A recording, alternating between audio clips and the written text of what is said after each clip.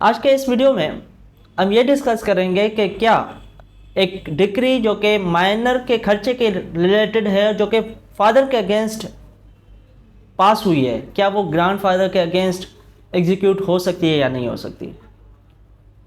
Case है Bashir Ahmad versus additional district जज Hafizabad and others. ये केस सुप्रीम कोर्ट में आया और इस केस के फैक्ट्स ये हैं कि 2018 में पिटिशनर के ग्रैंडसन, जो पोता जैसे कहते हैं, उसने केस फाइल किया था अपने बाप के ऊपर थ्रू दी मदर के मेंटेनेंस का केस था, जो कि डिक्री हो गई। जब एग्जीक्यूशन फाइल हुई, एग्जीक्यूशन फाइल होने के बाद फादर के अगेंस्ट, जो के ग्रैंडसन का फादर, उसके अगेंस्ट वारंट्स इशू हुए, लेकिन वो अरेस्ट नहीं हो सके और उसके बाद कोई उसकी प्रॉपर्टी भी ट्रेस नहीं हो सकी। ना वो खुद ट्रेस हो सके, ना ही उसकी प्रॉपर्टी ट्रेस हो सकी। यहाँ पे मैं आपको ये चीज़ बताता चलूँ कि मेंटेनेंस या कोई और भी डिक्री होती है तो उसमें एग्जीक्यूशन का मरहला जब आता है, एग्जीक्यूशन में अगर कोई सिविल सर्वेंट वगैरह हो जिसकी सैलरी वगैरह हो तो वो फिर एग्जीक्यूशन आसान हो जाती है, उसकी आप सैलरी अटैच कर सकते हैं। लेकिन इस केस में वो भी नहीं थी और ना ही वो खुद ट्रेस हो रहे थे, क्योंकि अरेस्ट वारंट्स भी इशू हो चुके थे, और ना ही उसकी प्रॉपर्टी कोई ट्रेस हो रही थी। अब यहाँ पे जो डिक्री होल्डर हैं उन्होंने कोई रेवेन्यू रिकॉर्ड हाथ कर लिया पिटिशनर के अगेंस्ट। पिटिशनर कौन है? पिटिशनर जो जिसके खिलाफ डिक्री पास हुई है उसके फादर है, मीन्स के माइनर के फादर, दादा। अब डिक्री होल्डर ने वो रेवेन्यू रिकॉर्ड अदालत में पेश कर दिया और रिक्वेस्ट की अदालत के से कि ये जो पिटिशनर है, मीन्स के दादा की जो प्रॉपर्टी है उसको अटैच कर दिया जाए, और अदालत ने ऐसा ही किया और उस प्रॉपर्टी को अटैच कर दिया। अब यहाँ पे मैं आपको बताता चलूँ कि फिर क्या हुआ कि जो पिटिशनर था, जो दादा था, वो अदालत में पेश हुआ और उसने रिक्वेस्ट की और अप्लाई किया, एप्लीकेशन दी कि मेरी प्रॉपर्टी को रिलीज़ किया जाए। मैं यहाँ पे पार्टी ही नहीं हूँ इस केस में, मुझे सुना ही नहीं गया, मेरी प्रॉपर्टी को रिलीज़ कर दिया जाए। उस एप्लीकेशन को ट्रायल कोर्ट ने, जो एग्जीक्यूशन कोर्ट थी, उसने क्या कर दिया कि डिसमिस कर दी। उसके बाद पिटिशनर ने, दादा ने क्या किया कि उस ऑर्डर को चैलेंज कर दिया रिट जुरिसडिक्शन में। हाई कोर्ट ने भी उसकी रिट पिटिशन जो थी उसको डिसमिस कर दी। उसके बाद अब ये सुप्रीम कोर्ट में आए और सुप्रीम कोर्ट में जस्टिस मंसूर अली शाह हेड कर रहे हैं इस बेंच को। 3 मेंबर बेंच है जिसके सामने ये मैटर है।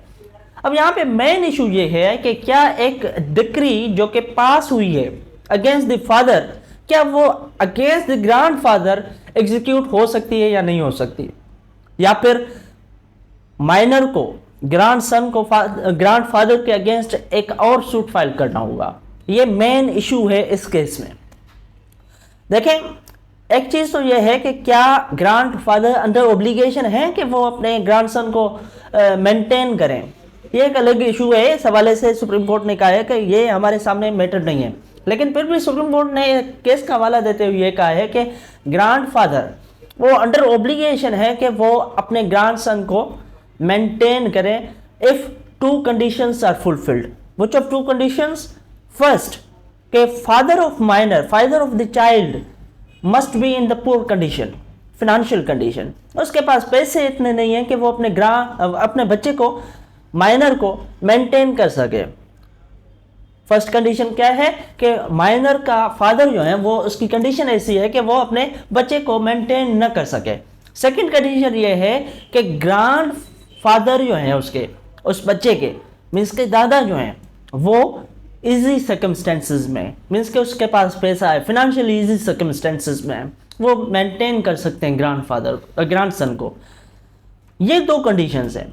कौन से 2 कंडीशन? फर्स्ट, कि माइनर के जो फादर हैं वो पुअर कंडीशन में, पुअर फाइनेंशियल सिचुएशन में है। सेकंडली, उसके ग्रैंडफादर जो है वो इजी सर्कमस्टेंसेस में है फाइनेंशियली।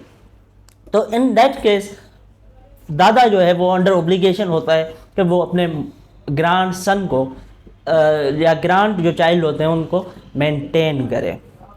लेकिन इस केस में क्या है? इस केस में यह है कि देखें, इस केस में ये तो दादा के अगेंस्ट तो सूट था ही नहीं, दादा के अगेंस्ट सूट था ही नहीं। सूट था किसके अगेंस्ट? सूट था फादर के अगेंस्ट। वो डिक्री हुई, दादा के अगेंस्ट एग्जीक्यूशन कैसे होगी? क्योंकि दादा के अगेंस्ट डिक्री ही नहीं है, तो डिक्री की एग्जीक्यूशन दादा के अगेंस्ट क्यों होगी? तो अदालत ने करार दिया। अच्छा ये देखें, उस केस में क्या करना होगा कि दादा के अगेंस्ट सेपरेटली सूट फाइल करना होगा for the maintenance if the father in the poor condition financially. तो फिर दादा के अगेंस्ट केस फाइल करना होगा, और उस केस में भी दादा को ये राइट होगा कि वो उस क्लेम को डिफेंड करे। ये फेयर ट्रायल का एक एलिमेंट है कि उसको सुना जाए, उसके बाद उसका फैसला हो, ऐसे ही फैसला नहीं किया जा सकता। तो सुप्रीम कोर्ट ने हेल्ड किया, जस्टिस मंसूर अली शाह के लेड 3 मेंबर बेंच को लीड कर रहे थे, उन्होंने ये हेल्ड कर दिया कि मेंटेनेंस का जो डिक्री है जो कि फादर के अगेंस्ट इशू हुई है, फादर के अगेंस्ट पास हुई है, वो दादा के अगेंस्ट एग्जीक्यूट नहीं हो सकती, और माइनर या जो चाइल्ड है वो कोई और मेंटेनेंस का सूट फाइल कर सकता है अपने ग्रैंडफादर के अगेंस्ट, मींस के दादा के अगेंस्ट, अगर उसके जो फादर हैं वो पुअर कंडीशन में है और जो दादा हैं वो इजी फाइनेंशियल सर्कमस्टेंसेस में। लास्ट में मैं एक चीज आपको बताता चलूं कि इस जजमेंट की जो शुरुआत जस्टिस मंसूर अली शाह साहब ने जिस अंदाज में किया है वो आपके साथ मैं शेयर करता हूं।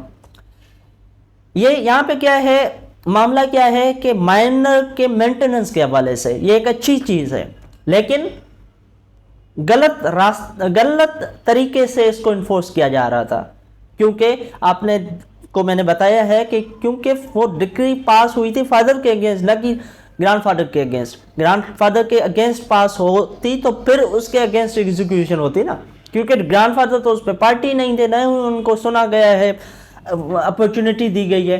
तो अदालत ने जो स्टार्ट किया है अपने जजमेंट को, जस्टिस मंसूर अली शाह साहब ने, कि डूइंग व्हाट इज राइट में still result in unfairness, doing what is right may still result in unfairness if it is done in the wrong way.